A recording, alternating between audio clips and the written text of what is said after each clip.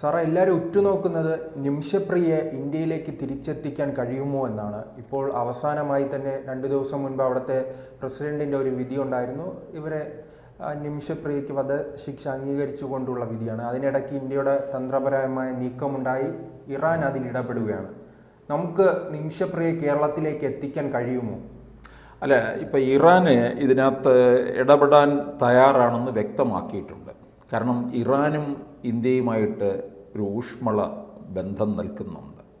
അപ്പോൾ ചോദിക്കും, ഇസ്രായേൽ ഇറാനെ അറ്റാക്ക് ചെയ്യാനായിട്ട് നിൽക്കുന്ന സമയത്തുമൊക്കെ നമ്മൾ ഏത് ഭാഗത്തായിരുന്നു എന്നുള്ള ചോദിക്കും. പക്ഷേ ലോകത്ത് പല രാജ്യങ്ങളുടെയും ശത്രുക്കളോട് പോലും നമ്മൾക്ക് നല്ല ദൃഢമായിട്ടുള്ള ഊഷ്മളമായിട്ടുള്ള ബന്ധം പുലർത്തിക്കൊണ്ടു പോവുകയാണ്.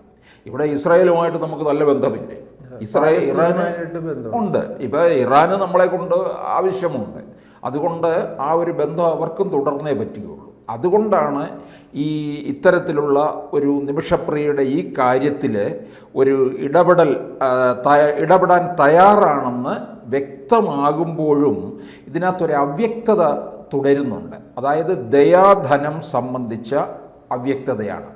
ഏതാണ്ട് $40,000 അങ്ങനെ വരുമ്പോൾ ഈ നമ്മുടെ ഏകദേശം ഒരു 34 ലക്ഷം രൂപ ചർച്ചകൾക്ക് മുൻപായിട്ട് യമനിലെ ഗോത്ര നേതാക്കൾക്ക് നൽകണമെന്ന് പറഞ്ഞിരുന്നു. ഇത് പറയുന്നത് നിമിഷപ്രിയയുടെ അഭിഭാഷകനാണ് പറയുന്നത്. അത് കഴിഞ്ഞിട്ട് ഇതിൻ്റെ ആദ്യ ഗഡുവായ $20,000 കുറച്ച് നാളുകൾക്ക് മുൻപ് നൽകിയിരുന്നു.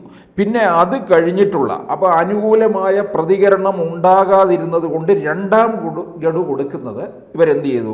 അല്പം വൈകിച്ചു. അത് ഇപ്പോൾ ഈ ഡിസംബറിൽ ആണ് രണ്ടാം ഗഡുവായ $20,000 കൂടി ഇതിനൊരു കോംപ്രമൈസിന് എത്തിയവർക്ക് സൗദി ആസ്ഥാനമായ നയതന്ത്ര മിഷൻ വഴി നൽകിയത്. എന്നാൽ ഇത് കഴിഞ്ഞ് 3 ദിവസത്തിനുള്ളിൽ നിമിഷപ്രിയയുടെ വധശിക്ഷ യമൻ പ്രസിഡന്റ് ശരിവെക്കുകയാണ് ചെയ്തത്. ഇത്രയും $40,000 34 ലക്ഷം രൂപ കൊടുത്തതിന് ശേഷമാണ് ഈ വധശിക്ഷ ശരിവച്ചിരിക്കുന്നത്. അതുകൊണ്ടാണ് ഇതിനകത്ത് ഈ അവ്യക്തത തുടരുന്നത് എന്ന് പറയുന്നത്. എന്നാൽ ഇറാൻ ഇടപെടും എന്നും പറയുന്നുണ്ട്. ഈ യമനിൽ ഇന്ത്യൻ എംബസി ഇല്ല. അപ്പോൾ ഇറാൻ്റെ ഒരു ഇടപെടലിലൂടെ കാര്യങ്ങൾ മുമ്പോട്ട് കൊണ്ടുപോകാനായിട്ട് കഴിയും, അതൊരു വിജയത്തിലെത്തിക്കാൻ കഴിയും എന്നുള്ളതും ഇന്ത്യയുടെ നയതന്ത്ര കാര്യങ്ങൾ കൈകാര്യം ചെയ്യുന്നവരിൽ നിന്ന് അറിയാൻ കഴിയുന്നത്. കാരണം ഈ ഹൂത്തികളുടെ ഇതാണല്ലോ യമനിൽ നടക്കുന്നത്. അവരുടെ മേൽ നിയന്ത്രണം ഇറാനുണ്ട്.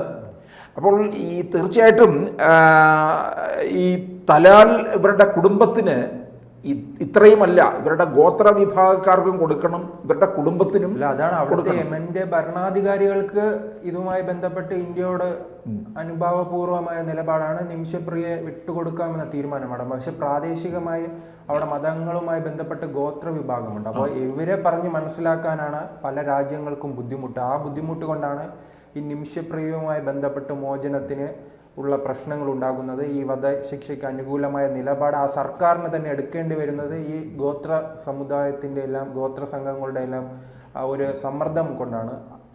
ആ ഗോത്രങ്ങളുമായി സംസാരിക്കാൻ ഇന്ന് ലോകത്ത് പറ്റിയത് ഈ മതരാഷ്ട്രവുമായി മുന്നോട്ട് പോകുന്നതാണല്ലോ ഇറാൻ. അങ്ങനെ ഇറാൻ സർക്കാരിന് ഇവരുമായെല്ലാം നല്ല ബന്ധമുണ്ടെന്നാണ് അറിയാൻ കഴിയുന്നത്. അതുകൊണ്ടാണ് ഇന്ത്യ ഇപ്പോൾ ഇറാൻ്റെ സഹായം തേടിയതെന്നതിൽ പുറത്തു വരുന്ന വിവരം. ഇപ്പം നമ്മൾക്കിത് നിമിഷപ്രിയയുടെ ജീവൻ തിരികെ കിട്ടുക എന്ന് പറയുന്നത് നമുക്ക് വലിയ കാര്യമാണ്.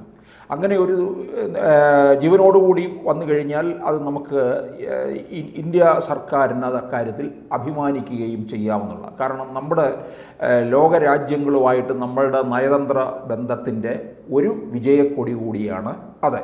പൊതുവെ ഈ സർക്കാർ വന്നതിന് ശേഷം വിദേശ രാജ്യങ്ങളുമായി നല്ല ബന്ധം സ്ഥാപിക്കാൻ ശ്രമിക്കുന്നു. അതോടൊപ്പം തന്നെ പല രാജ്യങ്ങളിലും പല ആഭ്യന്തര സംഘർഷങ്ങൾ, യുദ്ധങ്ങൾ, ഇത്തരം പ്രതിസന്ധികളെല്ലാം ഉണ്ടാകുമ്പോൾ കൃത്യമായി തന്നെ ഇടപെടൽ നടത്തി അവരെല്ലാം ഇന്ത്യയിലേക്ക് തിരിച്ചു കൊണ്ടുവരാനുള്ള ശ്രമങ്ങൾ ഇന്ത്യ സർക്കാരിൻ്റെ ഭാഗത്തു നിന്നും മുൻപും നടന്നിരുന്നു.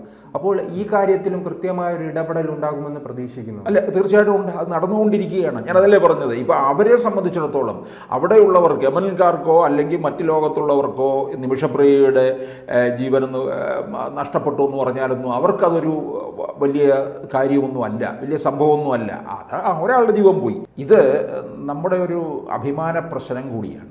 പ്രത്യേകിച്ച് ഇത് പിന്നെ ഒരു മലയാളി കൂടിയാണ്, പാലക്കാട് കൊല്ലംകോട്ടുകാരിയാണ് അല്ലേ.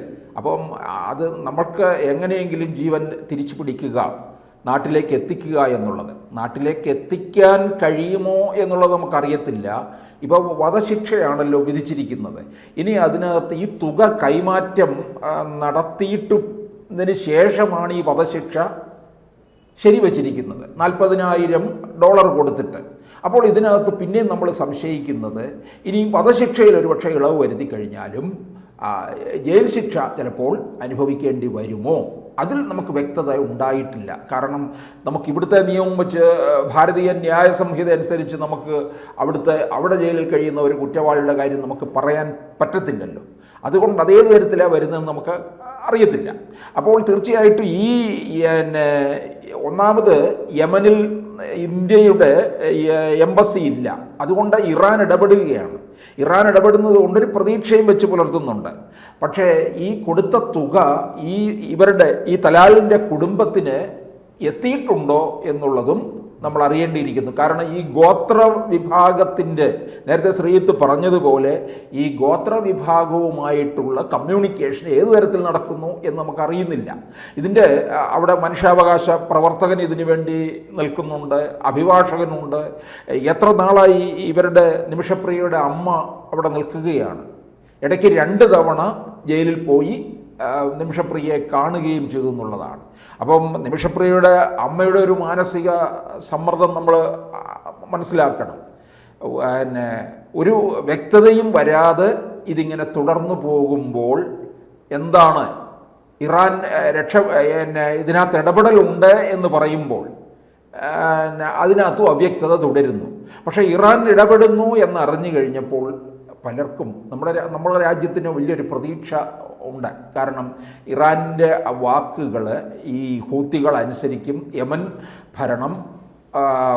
ഭരണകൂടം അംഗീകരിക്കും, അതുകൊണ്ട് മോചനം സാധ്യമാണ് എന്നാണ് കരുതിയത്.